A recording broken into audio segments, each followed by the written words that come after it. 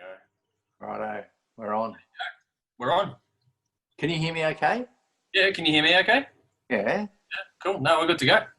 All right. I'll introduce you, all right? 3, 2, 1. All times. Hello, everybody. It's Jimmy here from... Where am I from today? I am just an independent dude today. And I've got a guy on the line that I'm going to do an interview with. I've been threatening him for many years. His is Andrew Brown. He is the boss, king, leader of the Hard Rock Show. Andrew, thank you very much for joining me tonight. My absolute pleasure, my friend. How are you? Very good. I'm very good. Now, before we start this interview, we need to cover up a couple of things. The first thing is Andrew and I are mates. Yes. So this interview is probably going to be very loose. And yeah, like we know each other really well. So it's not kind of like I don't know who I'm interviewing. Well, you're a groomsman at my wedding for a reason, mate. So yeah. So there is that. So just deal with us while we carry on like idiots. Yep. All right, Andrew Brown. Now, the reason for this interview, I've been wanting to interview you for a long time, and there is actually an interview already in the can from about 9 years ago that Andrew has never released to the public, right? Never got around to it. I interviewed him and Shane, who, the two originals from the Hard Rock Show, and it's never seen the light of day, but maybe it will one day. So we're doing it again 9 years later. Yeah. Here we are.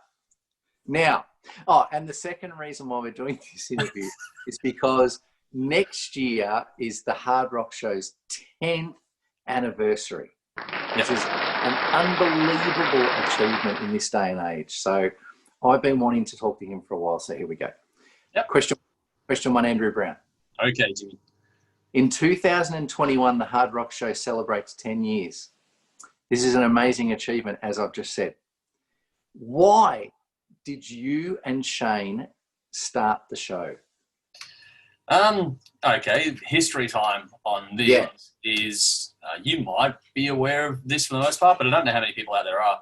No. Shane rang me one night with a drunken idea. He was, the whole Drink Up Rock On came to us with a reason. So Shane and I having, I forget exactly how, but he was having a good night, and he gave me a call saying he'd been watching that metal show, and he was watching that, and he was going, "Do you reckon we could do anything like that, but just focusing on local talent more than anything else?" And my background, for those that don't know, is that I'd finished my audio engineering degree and things like that, so I've got some technical ability and been a muso for years, and knew a lot of local bands as well. Yeah. So I was more the technical person at that point in time, and he was the one that was running things at that time. And so we just gave it a shot, and I worked out the bits and pieces of the technical side of it all, and off we went. It was basically a drunken idea to see what we could do to make a bit of a difference. That's the root of it all. That's the very fundamental baseline of it. It was a very simple idea that just morphed into what it is. Yeah, it was a very small idea which ended up taking over my life completely. So take it, for what it is on that regard.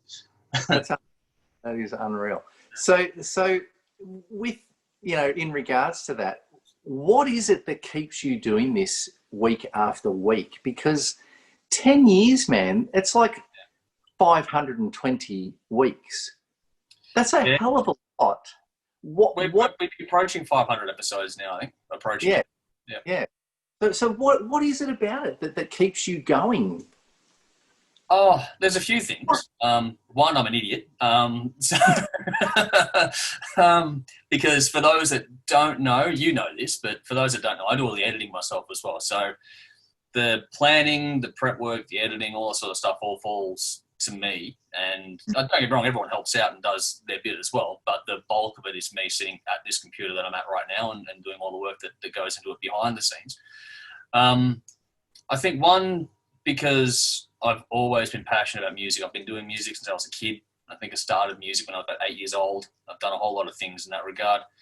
I'm passionate about Australian music and just good music in general. My wheelhouse these days is the rock and metal side of things, which is cool. And I don't think there's enough good media coverage, especially not in Australia. If we were in the US or the UK, you know, it might be a bit different, but in Australia, there's just this complete lack of it.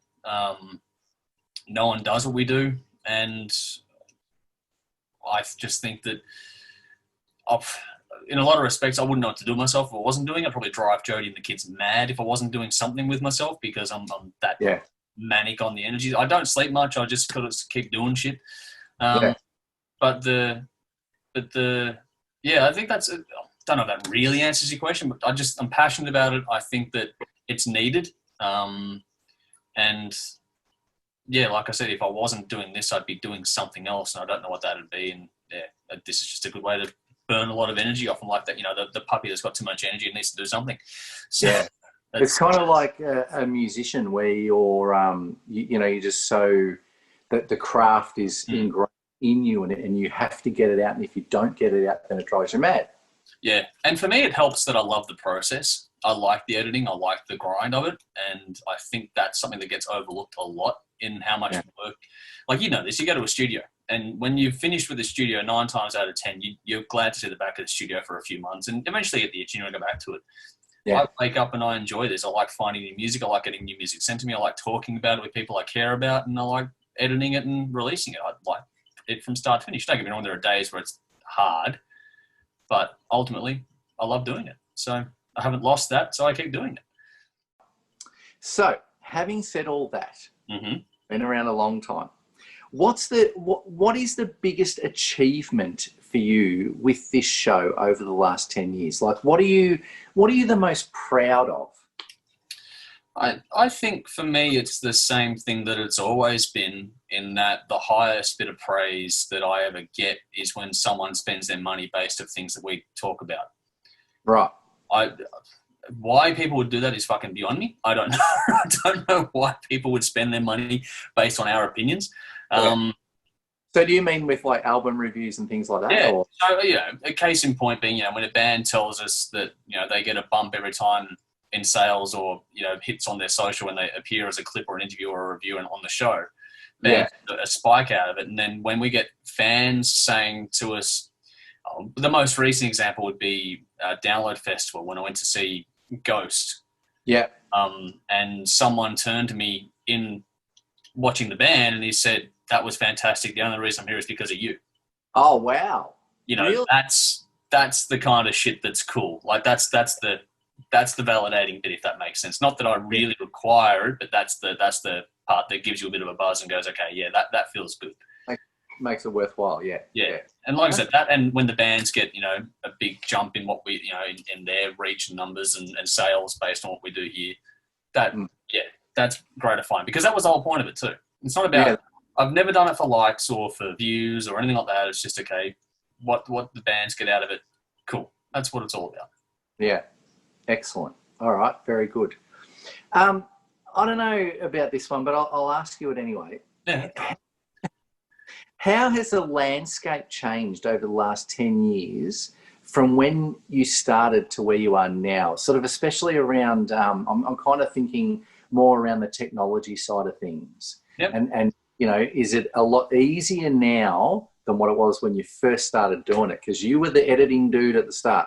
Yep. You're still the editing dude now. Yep. Explain that. Well, I think we're seeing, like, we're doing this one today via Zoom. And that wasn't possible when I started the show. Not even a fucking dream of an idea 10 years ago.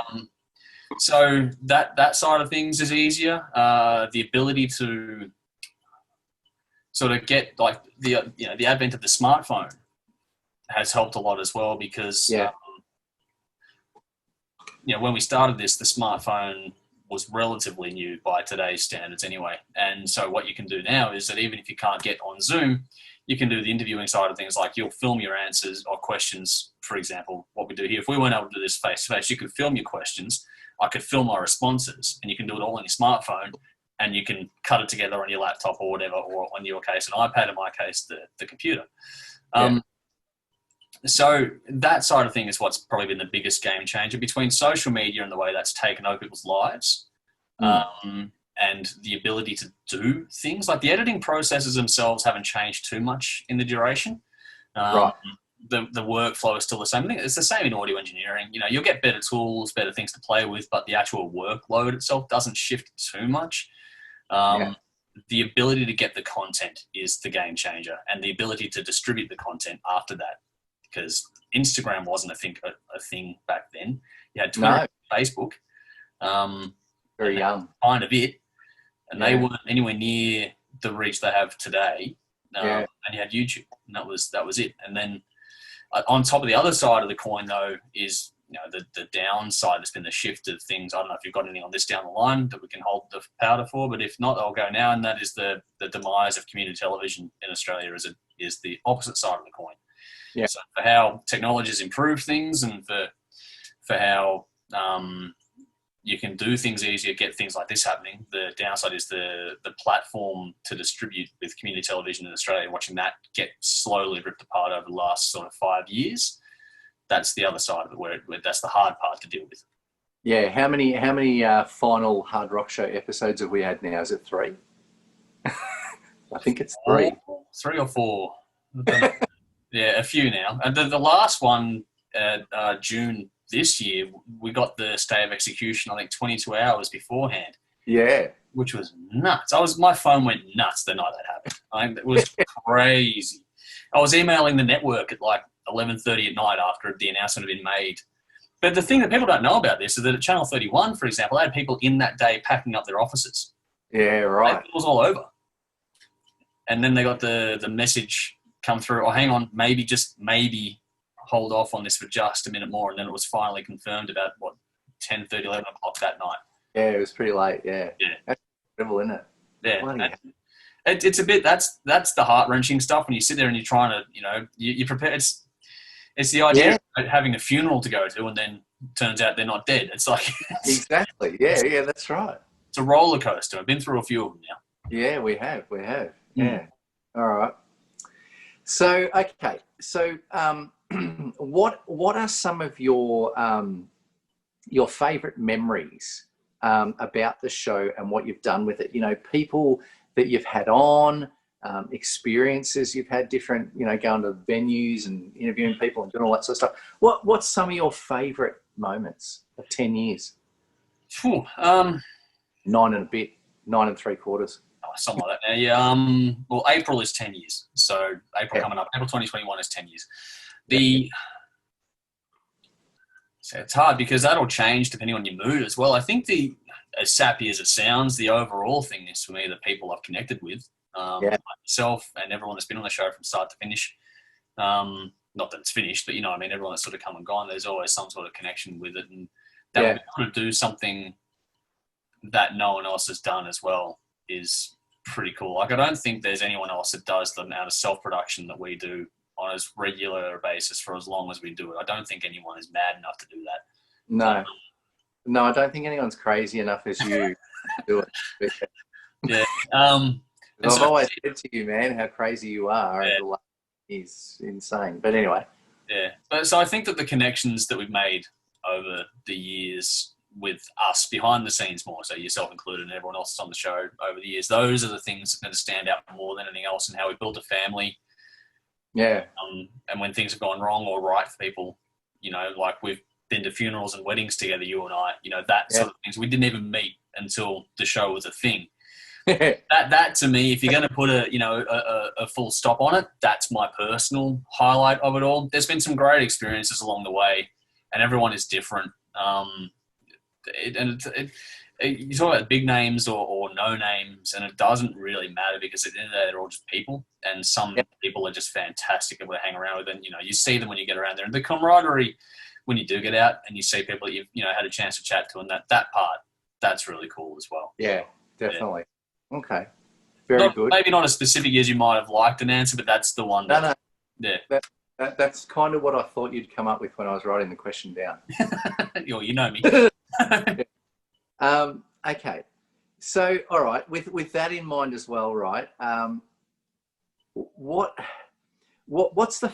Do you have like a funniest moment that's ever happened that you still think about to this day that you just sort of cack up about? Because there's been a few.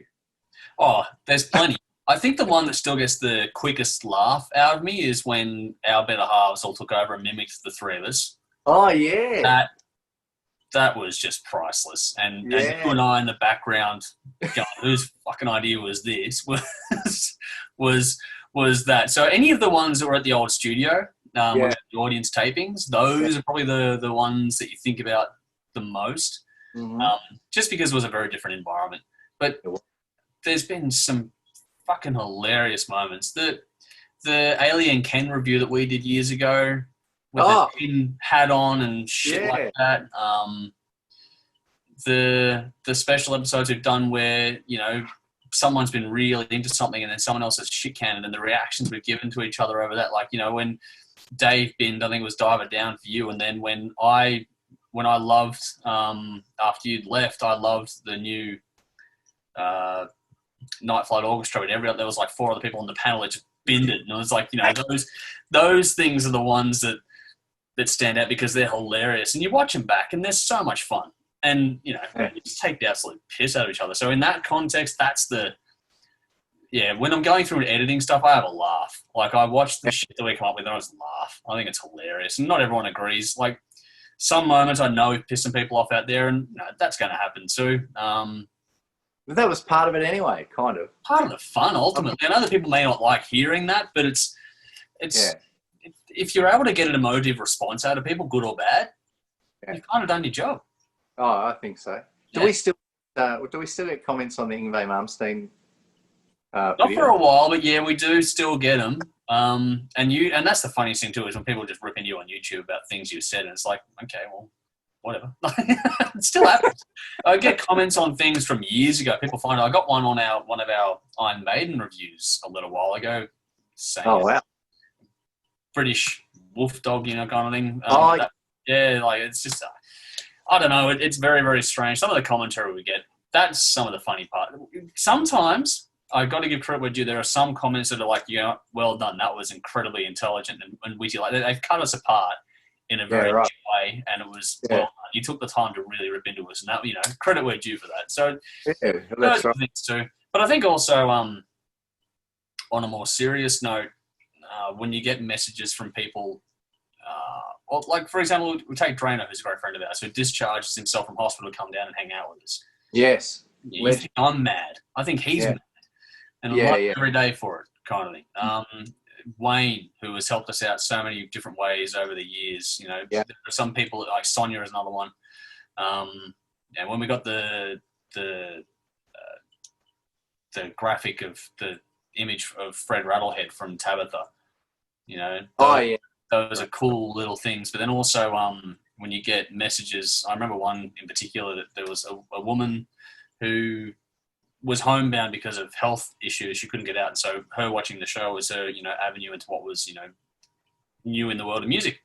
Right. And one day, like, she'd been requesting this song for ages. And then one day we played it on the show, and it just happened to be the same day that she'd gone to have a funeral of a friend. Wow.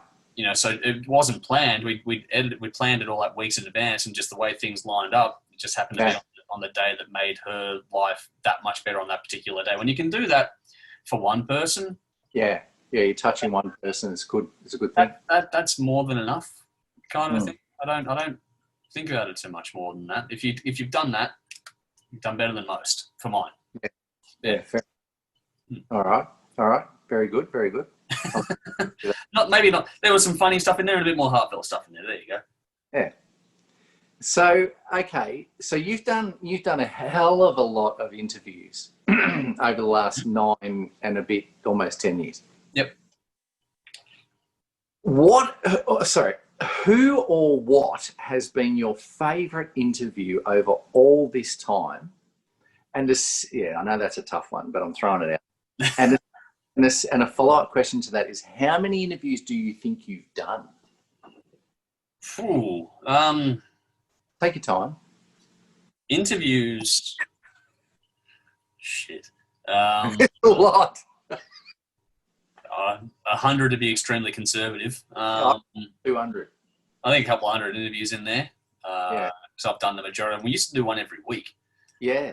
So it'd probably be a couple 100 to 250, something like that, probably. Somewhere in that mark. Yeah. And and your favourite one? Do you have a favourite one? Is there anyone that you look back on and go, "Geez, that was great. I really, that was an awesome." Yeah, the one that comes to mind, Lita Ford was a moment and that wasn't as much a thing for me as it was for Jodie, because Jodie's been her biggest fan since she was a kid. So getting that lining up and Jodie getting to meet her was fantastic. Getting Blackstone Cherry to bin Dennis was hilarious. Oh, yeah. And, that was really cool, getting that to happen. I think another really cool one was Paul Wassine from the Jets. And him and I still infrequently have contact with each other, even now. He sends pictures of his dogs and stuff, and I send them back the other way. So hi, Paul, if you're watching this. Hello, Paul. Yeah, and because trying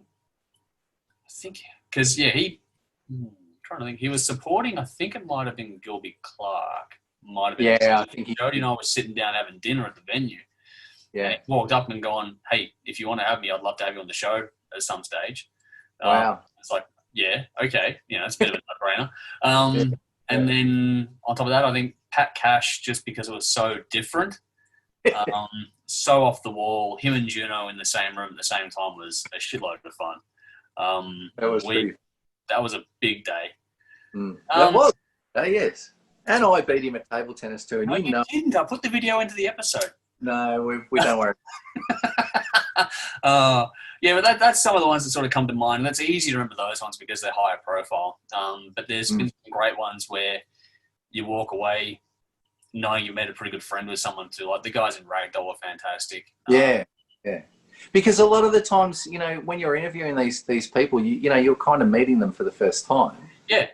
And you're developing a rapport with them and all that sort of stuff. And it leads from there, yeah? Yeah. And the other side of that too is that for a lot of the people we do interview, it's their first ever televised interview as well. Yeah. So the amount of people we've had come through and the chance to, I think of a band like the Deadlifts, who I've had on a couple of times now, and being able to give them a little bit of media coaching when they're in the room. Yeah. Is cool for me. That's a bit of a kick, having kids and then being able to pass on a little bit of experience to these young ones that are coming through. Yeah. That's cool as well. So, it's give and take. Like, I like everyone that knows me knows I love to talk. So if you give me a chance, I'll run. And so being able to, and having people take away some knowledge that's helped, that's been cool as well. Because I look at things from the media side. Well, I've done the band thing, done the recording thing, being in the media side and being able to be in a foot in each side of it kind of thing. I can, even you and I have chatted about how to, strategize and do things and stuff. And hopefully you as well. So yeah, absolutely. Yeah. Of course. Yeah, that's really interesting. Yeah, no, I kind of, when I wrote the question, I was thinking about the Pat Cash thing as well. Yeah, and that was fun. That was a fun day. Mm-hmm. All right. So, look, obviously, we've gone through 3 or possibly 4 end of the Hard Rock Show on Channel 31 episodes. Yep. And the show is still going, and we're in lockdown right now, and you're doing it via Zoom and all that sort of stuff. Yep. What is the future for the Hard Rock Show? I mean, it's been nearly 10 years. So where is the show going next? Where do you want to take it? Where's THRS going, Andrew? I think over the years, I in particular have been guilty of trying to do a few too many things at the same time. And so now I've streamlined it all and made things a bit simpler. And I think that the way we're doing things at the moment is the way it's probably going to continue to do things for quite some time to come.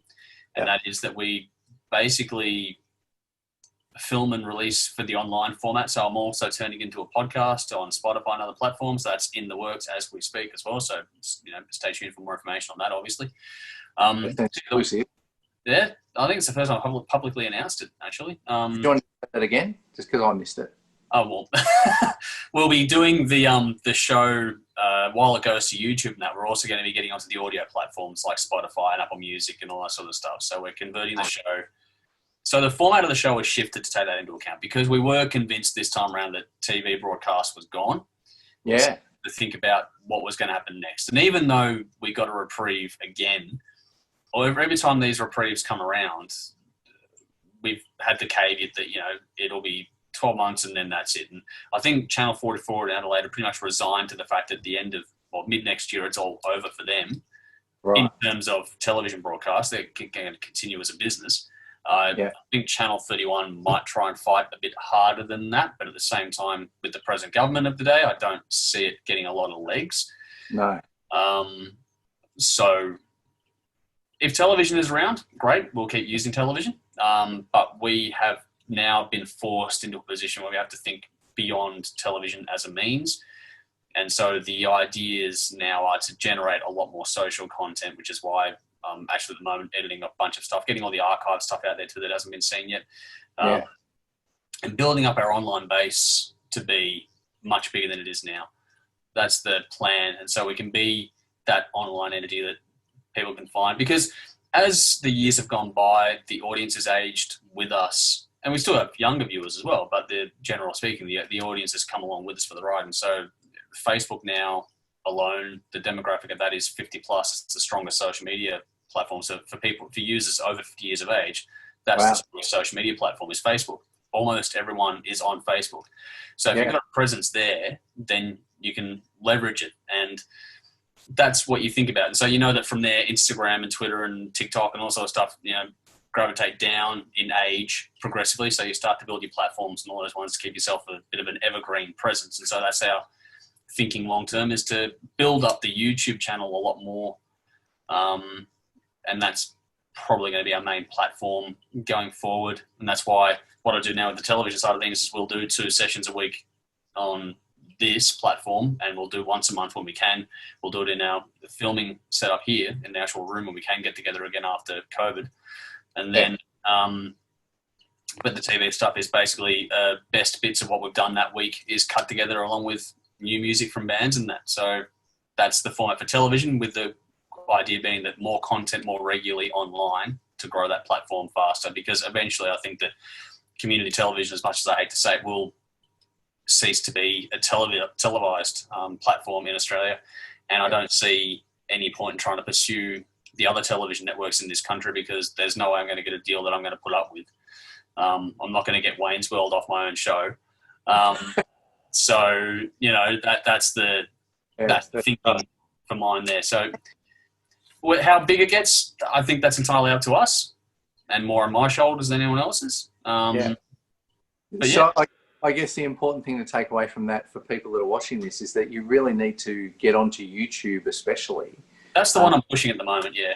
Yeah, to follow the show, start up a YouTube account. It's pretty bloody easy, and subscribe. And that way, as things move forward, you're going to be able to keep up to date with everything that's going on with the show, because it is going to move online eventually. It has. Yeah. I think that the idea of traditional media being your go-to is a dead idea. Yeah.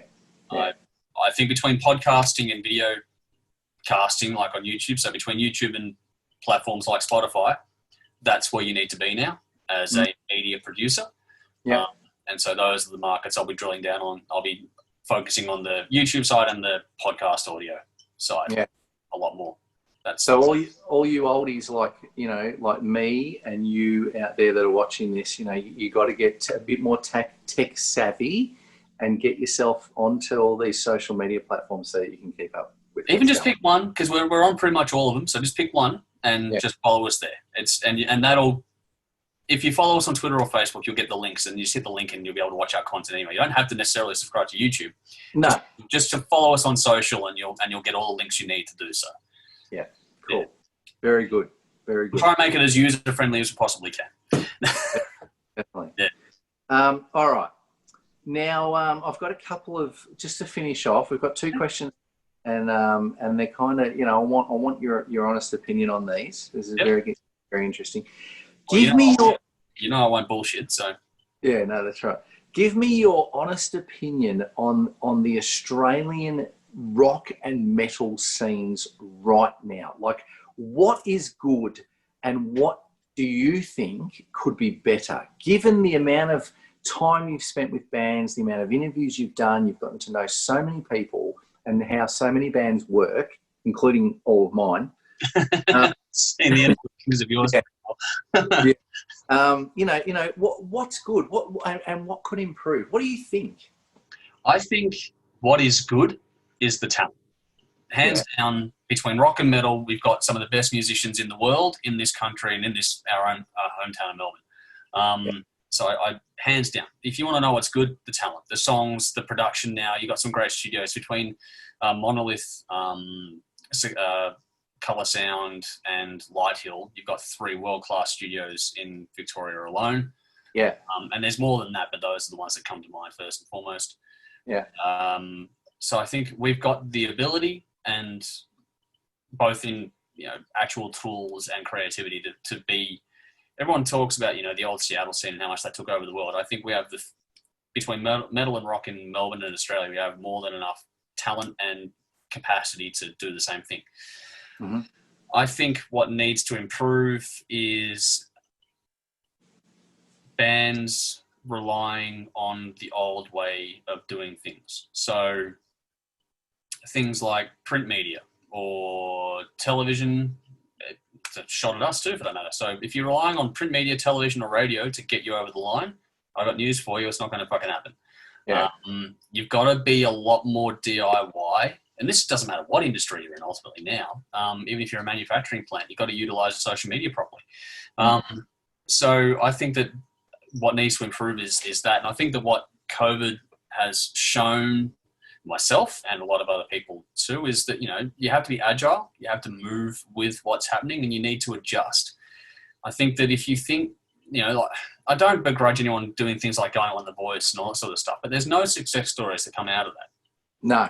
And so I think that it's more incumbent upon you as an artist or a media content producer, and other people will disagree with me on this, but to stop worrying about things like Spotify streaming rates and to stop worrying about how many likes and hits you get. The important thing is to keep putting out content. Because at the end of the day, even if, the biggest gripe I have with people complaining about things like Spotify rates, I know they're not good. I'm not sitting here defending them. Yeah. But it's a complete waste of energy to worry about them. Because if you got on radio, how much are your radio royalties each year? As well. You know what I mean? So it's not like you're making squillions as it is. You've got to, I think the adaptation needs to shift, and people are going to hate me saying this, but music is your entry point, and what you do around that is what will get people's attention more deeply and what they're going to sell you. Some of the things that I've said to a lot of people over the years, including yourself, is that if you want to generate $100,000 a year business, it's 1,000 people spend $100 on you in a year, and you can extrapolate that out. And when you break it down like that, it's not impossible to start thinking about, if you think about it like that, through a creative artist lens, I think more like that is what's important. And people are missing lots of opportunities at the moment with COVID because everyone's sitting on their phone. There's nothing else to do. That's right. So you can do things like storytelling and all that sort of stuff, go back in time and talk about how this riff came about and like engage with your fan base. Don't get me wrong, I'm not sitting here saying I've done a great job. I've done a pretty shit job over the last few months, but if you want to be, getting better at it, those are the things you should experiment on. Don't just do one thing and it didn't work and then give up on it. You got to persist and learn the process. So the utilization of social media and don't complain when you don't get reach because you are using a free platform. We didn't have this back in the day. When your first band, when my band was going around, yeah, man. Fuck off, it was flyers in cars and recording tape and shit like this. Fuck off. Like this now, you've got a window of opportunity. You can do everything through your phone.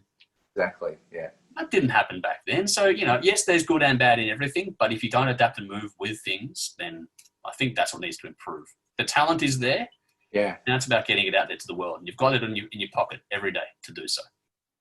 Do you, what do you think about the amount of sort of Australian bands that have had to move overseas or relocate overseas and all that sort of stuff when they can't get any traction here? Do you, how do you feel about that sort of stuff?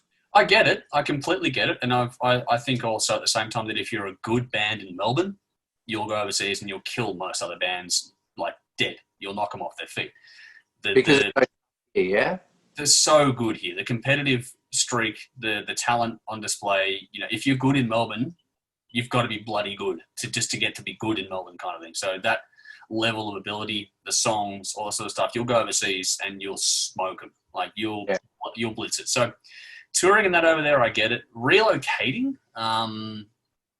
not as convinced on that one because you look at a band like Airborne, they still live in rural Australia.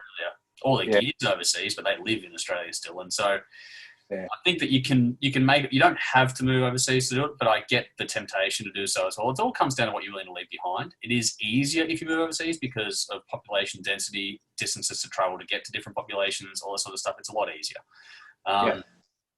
But I think now with the digital world, and you've got things like PayPal and all that sort of stuff, you don't strictly need to do that anymore if you're good enough, like I said before, at your social media side of things. So yeah, and that's kind of what it back to. You know, you got to have the songs, obviously. Songs are important. That's never changed. Yeah, but you know, you've got to be social media savvy as well. You have to. Yeah. I think we need to redefine what success means for being in a band these days, because everyone still lives up to the spotlight or looks to that spotlight and wants to make millions of dollars and have all the drugs and all the girls and all that. I think that if you're able to get to a position now where if you can do what you love and make your $50,000 a year doing it, that's better than making millions and being burnt out. Yeah. I really think we need to change the definition of what success looks like as a creative artist. I think that's so important now because everyone's thinking you got to go and do this, this, and this. Where it's like I said, if you break down the numbers for $100,000 a year business and you take that into account with how much you're willing to live on, that changes dramatically how you go about doing things and takes a lot of that pressure off. That way you're able to just focus on creating your art, doing what you love, getting your soul out there, and just getting something back for it is good. Yeah, definitely. I think we need to change that perspective. Yeah, I agree. All right, and so last question, and then I'm going to let you go because I know you've got editing to do. Okay, so where do you see the Australian heavy music scene going in the next sort of 5 to 10 years? Where, I mean, you've spent the last 9 and a bit, 10 years or longer, obviously, involved in it. Where do you think it's heading right now? I think it's probably a tougher question than you think, actually, because I knew it was going to be tough. That's why I'm asking. And you're asking in the middle of a pandemic, which is even trickier because the pressure right on. Oh, okay. I think that first and foremost, if you expect punters to get straight back out into gigs for a sustained period of time after we can, you're dreaming. It'll all revert very quickly to old habits die hard kind of thing. So I don't think you're going to see a massive sudden upswell in people attending local gigs. I think you'll get a short-term spike, yes. Yeah. But beyond that, it'll still go back to, you played there a few weeks ago, I'll catch you next time around kind of thing. That's not going to change. Yeah. Because fundamentally society hasn't shifted. So we have still people that are time poor or financially poor or both. And so that's the audience you're catering to, and that's the audience you got to understand. So if it's a lot easier and a lot cheaper to spend a night at Netflix than it is to go to a pub, especially with the depression coming on in the economic side of things, that's where it's going to go over the next couple of years. Yeah. I think beyond that, because everything is changing so rapidly, I think that the bands that are able to, or artists individually, that are able to adapt to using things like the platform we're doing now. So, for example, I know that I pay $20-something a month for this Zoom platform that we're using today. And you can stream from this direct live to your Facebook page. Yeah.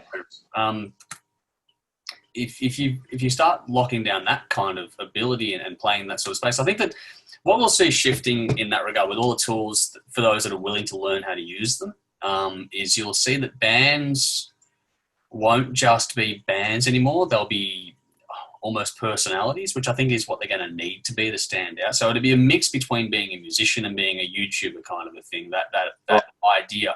I think a creative individual or a group of creative individuals will learn to play to their strengths more, and the ones that can do that will rise to the top more so than those that have the best songs, if that makes sense. Okay. Getting the word out there, it doesn't matter if you've got the world's best song. Yeah. Don't get me wrong, I want the world's best song. That's what I focus my thought process on, but I'm old school. Of course. If you want to get the younger ones to follow you, you've got to be where they are and delivering to them in the way they're going to listen to you on.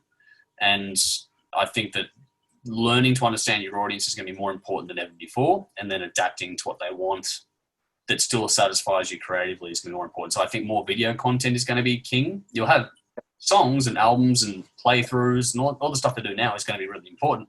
But I think you'll see a shift over the next 5 years into more things like this, what we're doing here today, and other side bits and pieces. Like you see bands that do it well, like Sisters Doll, Triple Kill.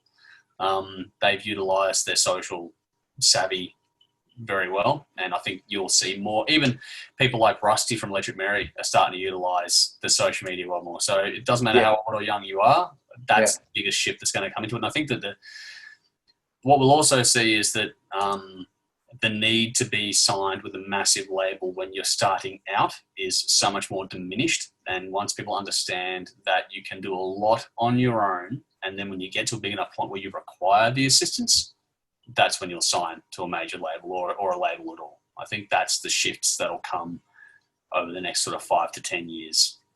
So as a musician now, you kind of need to be more than just a musician. You need to be video producer. You need to be, a manager, a PR dude or dudette, all that sort of stuff. You've got to bring it all in together. I think it's also important that if you're in a band, for example, that it's important to have a really honest conversation with every member of that band. And that is defining what your goals are. Like if you want to be a studio band that just plays a few pub gigs, great. Just make sure you're on the same page as each other. If you want to be a band that conquers the world and tours Europe every 6 months, great. Again, just as good, but be on the same page as each other. Don't leave any grey area on that conversation. And then when you know what you want, when you really know who you are and what you want as a group or as an individual, then work out who's got the strengths to work in what area. So not everyone's going to be good at video. So don't make everyone do video. Not everyone's going to be good at social. So don't make everyone do social.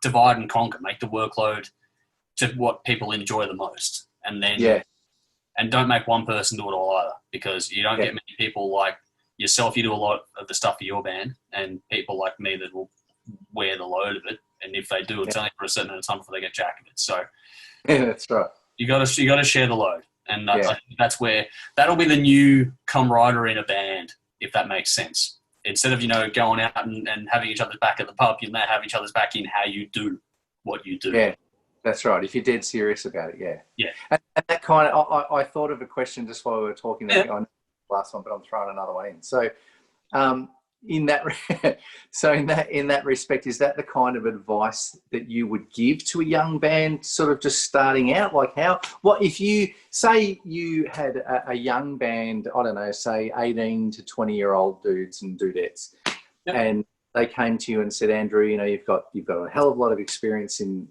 the industry and the media side of it and stuff. How would you tell them to do their thing? What would you say? First off, get as many opinions as you can, not just mine. That's important. That's very important, because one person's way is not always the right way. What I learned years ago working on a farm, believe it or not, is you'll find someone will teach you their way, someone else teach you their way, someone else teach you their way, and in between all that, you as an individual will find your own way, and you'll pass it on to someone else on top of that. Yeah. So, get as many ideas as you can, but don't be afraid to still forge your own path. That's first and foremost. I think that what I said before, be very true to yourself as an individual and as a collective. So don't bullshit yourself or each other, because it's going to come to blows later on if you do that. Yeah. Be upfront, be honest, and that's okay. And be willing to accept who you are and who other people are in the group. And I think also it's more important to get the right chemistry in the group than it is to get the right musician. Yeah, right. I think you can teach playing ability. You can upskill that. It's very hard to upskill personality. Yeah. The chemistry in a group is much harder to work on than someone's playing ability. So if you're sometimes going to sometimes that's the hardest thing of the lot. Yeah. I think it's more important to get that right. If you're going to pick, if there's a tie and one person fits in better or one person's a better musician, go with a better person every single time. Yeah. Yeah. I would agree. Technical ability you can improve on. You can get extra musicians to do that if you need to. You've got the studio to fuck around with things, Getting the right people is more important than anything else. And I think then beyond that, get the goals in line. Have conversations where if someone's circumstances change, make it a quote unquote a safe space to have those conversations too. It can't drag out because it never ends well. You see it all the time with bands that lose members or break up or whatever else because the expectations shifted. That's the biggest killer. And then on top of that, get everyone to play to their strengths. And if someone's having a hard time, pick each other up, have each other's backs. Yeah. And the rest, I think if you get that down, you'll work the rest out. You can learn, like hit Google for your social media advice. You know, you don't have to take it from one person. You can get it all for free. So just go and do that. Go and look up all the information you can find. And then if you want to pay someone for their time that's got a little more expertise, then by all means deep dive and go and do that as well. Invest in your craft, and then don't get too caught up in negative feedback either. Don't get too high on good feedback as well. Don't get too high. Don't get too low. Just make sure you're staying true to yourself and to the group if you're in a group. I think if you get those things pretty right, you got a shot. It's not a guaranteed thing, and if you believe that you're entitled to have people listen to your music, I've got a fucking rude awakening coming your way. No one has to hear your music, so people can pick and choose what they do with their own time, just the same as you do, or you and I do as well. So you can't account for that. People will do what they do. All you can do is just keep trying and keep plugging away, because if it's making you happy, the rest will look after itself. Yeah, that's right. Exactly. You got to make you happy. Yeah. It's got to make you happy. If it's not fun anymore, don't do it. Don't do it. Change. Do something different. Make it fun. Keep it light. I know that it's serious. Like, be serious with it if you are a serious person with it. You want to make it your career. Put the work in, and it's work. Don't go eyes closed. It's a lot of hours, a lot of work. But if you love it, it won't feel like work. Exactly. Yeah. That's very good advice, I think. All right. Now I'm going to open this up to you, right? Because you've met a lot of people, you've dealt with a lot of people, you've been involved with Channel 31, the TV station, for 9 odd years, nearly 10 years. What would you say to people? This is your opportunity, right? I'm giving you an open floor, Andrew Brown. What do you want to say to people that have watched this show and watched all the shit that you've done? And actually, I just thought of something. Yeah. You've never missed an episode, have you? I've been present for every episode. I haven't been in frame for every episode because there's been solo episodes that people have done. But I've been there when they've happened, yeah. So that's a hell of a lot of episodes. Like, what were you saying before, 500? Getting close. By the time you hit 10 years, be between 4 and 450, maybe a little bit more than that. Yeah. So what do you want to say? Open up the floor. Go for your life, man. I will just sit back and drink my beer. And you go for it. First and foremost, thank you to anyone that's put up with us for this fucking long. We've had a lot of change over the years, but at the same time, a lot of things have stayed the same. We're still a bunch of drop kicks that really have no fucking idea what we're doing. We just wing it every week, and that's the best way to do it as far as I'm concerned. For those... Actually, can I just interrupt? Sorry. Yeah. That's just one thing. Like, there's never been any organisation to the show at all. Like, we used to have a whiteboard when I was on the show, and we kind of go off the whiteboard.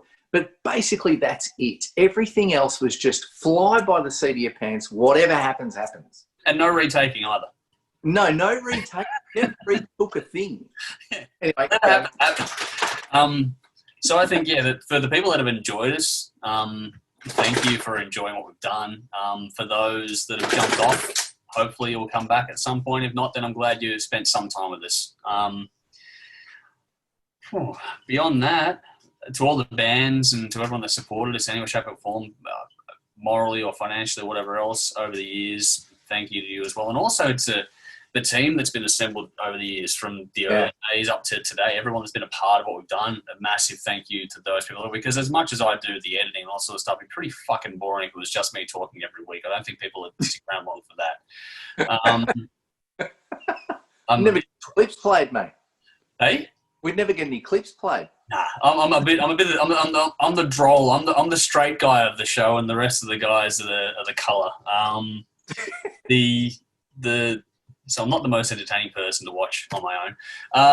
Again, know your strengths and weaknesses. But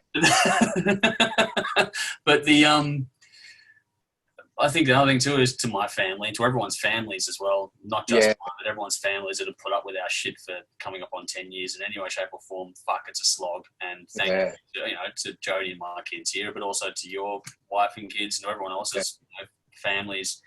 It's a lot. We ask a lot of people that do it for nothing. They Yeah. volunteer. That's Everyone right. volunteers their time, and so that's a hell of an effort, not just on the individuals that are on camera, but also the people that support those people in, giving them a platform through the home life to go and do something they enjoy. Yeah. So that's underrated, I think, in every aspect, is the people around it. And like I said, remembering too that what you're watching on the show, it's volunteers doing it because I love it. There's no money exchanging hands here. I managed to get a little bit to keep, because I can't work full time and do this, so I get a little bit in, like I said, through sponsors or merch or Patreon, whatever else, to sort of keep things ticking over while I supplement by working a bit as well. Yeah. So that's how it all sort of stays afloat. And that's the thing that's there. If you want to support us, please do, because we can always use the support. I'll give a plug to that while I can. Patreon. Patreon's the main way to do it. We're in a few little things where we're looking at getting some merch into a shop and that as well, so that'll hopefully be in the works very soon. Yeah. Anyone wants to get involved with sponsorship and stuff, then let us know as well. But beyond that, it's just basically a big fundamental thank you, and to you and everyone else that's been a part of it, and to everyone that's stuck with us over the years, and to the people that are coming up in the future that haven't even seen this yet. Hopefully you enjoy what we do. It's always different. It's always going to grow and change and do things. The idea is to have it fun. We don't take ourselves too seriously. We tend to know what we're doing as loosely as you can, as a bunch of hacks having a go. But we love what we do, and we take it seriously to a point, but we don't take it seriously on camera, if that makes sense. So don't expect us to be like any other review show out there in the world, because we're not. We try and keep it as fun as we can. We let people's personalities shine through, and if it annoys you one week, don't give up on us, because you'll find something else a week later that you're going to enjoy anyway, because we are very diverse in what we cover as well. That's right. That's right. And of course, this isn't just because I'm giving you this this open floor. It's not the end in any way at all. It's just that I thought, coming up on 10 years, it was time to reflection. To have a bit of a reflection and to get your take on a lot of stuff, because not many people get to hear from you about your thoughts around how things work and how everything's going and all that sort of stuff. And I think it's important, because when you've been doing it as long as you have, nearly 10 years, plus the rest, you've got a whole background of knowledge and experience in a whole different range of things that so many people in bands don't know about. So thank you for doing that, and thank you for the last 10 years of doing what you do, because without the Hard Rock Show, and and take the fact that I was on the show for a while completely out of it, right? Without the show and what you guys do, there would be so many bands that would never have had the opportunity to be interviewed or have their clip played and get free promotion and things like that. So, hats off to you, man. I've told you this before, but hats off to you for what you do, because I do think you're crazy, but I also do love you and respect you for what you do. So, I think it's a fantastic thing that you've done over the last 10 years, and you deserve, any credit that's going to come your way, over the next sort of 6 to 12 months around that whole 10-year thing.